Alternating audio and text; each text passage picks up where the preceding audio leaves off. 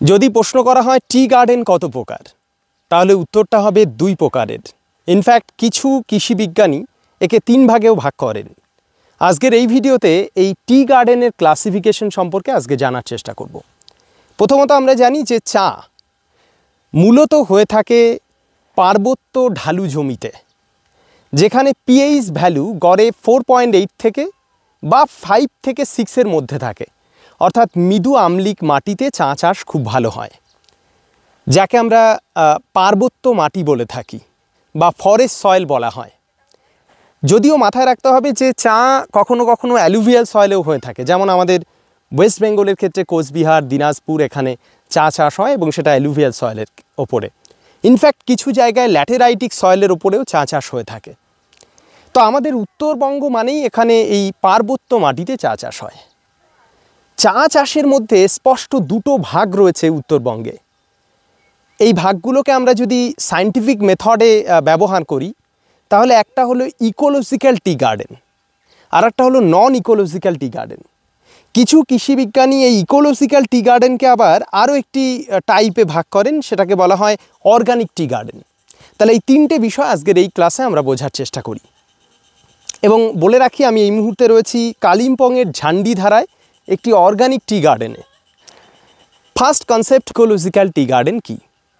আর 5টা উদ্ভিদের মতো চা গাছও কিন্তু কোনো কোনো জায়গার জন্য ন্যাচারাল ভেজিটেশন, অর্থাৎ সেখানকার ভূমির ঢাল, মাটির গঠন এবং অনুকূল জলবায়ুর উপস্থিতিতে চা গাছ আপনা থেকেই বেড়ে উঠতে পারে।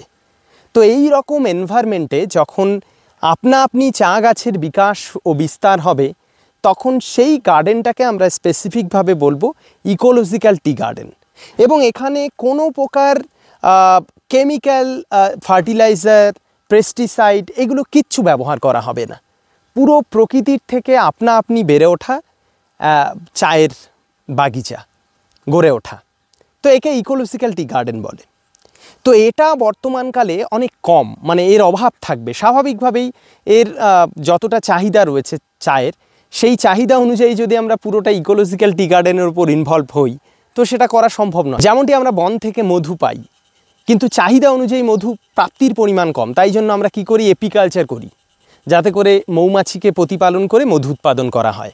তো চার ক্ষেত্রেও ঠিক একই, যে প্রকৃতিতে যে পরিমাণ চা রয়েছে এই নর্মাল ইকোলজিক্যাল টি গার্ডেনে, সেটা আমাদের চাহিদা অনুযায়ী খুবই নগণ্য। তাই জন্য কি করতে হচ্ছে, চাকে আলাদাভাবে পরিচর্যার মধ্যে দিয়ে টি গার্ডেন ডেভেলপ করতে হচ্ছে। এবার যদি টি গার্ডেন ডেভেলপ করা হয় সেই অনুকূল পরিবেশে, যেখানে আপনি চা গাছের বিকাশ হতে পারত, এবং তার পাশাপাশি অর্থাৎ মানুষই করছে, সেই গার্ডেনটা মানুষ ডেভেলপ করছে, কিন্তু মানুষ কোনোভাবে সেখানে কেমিক্যাল, ফার্টিলাইজার অ্যান্ড যে পেস্টিসাইড যা কিছু আমরা বর্তমানকালে ব্যবহার করতে অভ্যস্ত, সেগুলোকে ব্যবহার করবে না মানুষ। যদি না করে, তাহলে তাকে বলা হয় অর্গানিক টি গার্ডেন। তো এই মুহূর্তে আমি রয়েছি একটি অর্গানিক টি গার্ডেনে। এখান থেকে চা পাতা তুলে পাঠানো হয় উৎপাদন কেন্দ্রে, এবং যে উৎপাদন কেন্দ্রে পাঠানো হয় সেখানে এই অর্গানিক টি প্রডিউস করে সেটাকে বিদেশে এক্সপোর্ট করা হয়, কারণ বিদেশে অর্গানিক টিয়ের চাহিদা মারাত্মক। তাহলে গেল অর্গানিক গার্ডেন, ইকোলজিক্যাল গার্ডেন, তার মধ্যে থেকে অর্গানিক গার্ডেন উঠে আসলো। এবং আরেকটা হলো নন ইকোলজিক্যাল গার্ডেন। সেটা কেমন? সেটা হলো আর 5টা আমাদের সমভূমি অঞ্চলে যেমন চাষবাস হয়, তেমন চাষের জমি ডেভেলপ করে সেখানে চা গাছ লাগানো হবে এবং পরিচর্যার মধ্যে দিয়ে সেখানে প্রতিনিয়ত চা পাতা উৎপাদন করা হবে। প্রচুর পরিমাণে কেমিক্যাল, ফার্টিলাইজার অ্যান্ড পেস্টিসাইড এইগুলোকে ব্যবহার করা হবে এবং উৎপাদন প্রচুর করার চেষ্টা করা হবে। যেমন এই মুহূর্তে আমি যেখানে রয়েছে অর্গানিক টি গার্ডেন, এখানে সপ্তাহে মানে আফটার 7 ডেজ 8 ডেজ এখানে পাতা তোলা সম্ভব হয়। কিন্তু দেখা যায় যে মানে নন অর্গানিক বা বলতে পারো যে নন ইকোলজিক্যাল টি গার্ডেন যেগুলো, সেখানে সপ্তাহে 2-3 বার পাতা তোলা সম্ভব হয়। তার মানে উৎপাদন প্রচুর। ঠিক আছে? তো এই হলো 3টে ক্যাটাগরি, একটা ইকোলজিক্যাল টি গার্ডেন, একটা অর্গানিক টি গার্ডেন আর একটা নন ইকোলজিক্যাল টি গার্ডেন, যেটা পুরোটাই বর্তমান মডার্ন যে কাল্টিভেশন মেথড সেটাকে ফলো করে করা হয়। এই 3 ধরনের চা মূলত প্র্যাকটিস করা হয়। ঠিক আছে? তো এই বিষয়টাকেই বোঝানোর চেষ্টা করা হলো আজকের এই ভিডিওতে।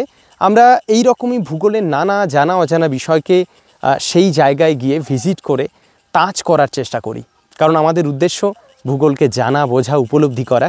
কেবলমাত্র ঘরে বসে ভূগোল চর্চা হয় না। ভূগোলকে জানতে হলে, বুঝতে হলে বাইরে বেরোতে হবে, প্রকৃতিকে গিয়ে টাচ করে ফিল করতে হবে জিওগ্রাফিকে। দেখা হচ্ছে এমনই কোনো তথ্যবহুল বিষয় নিয়ে পরবর্তী কোনো ভিডিওতে। টাটা।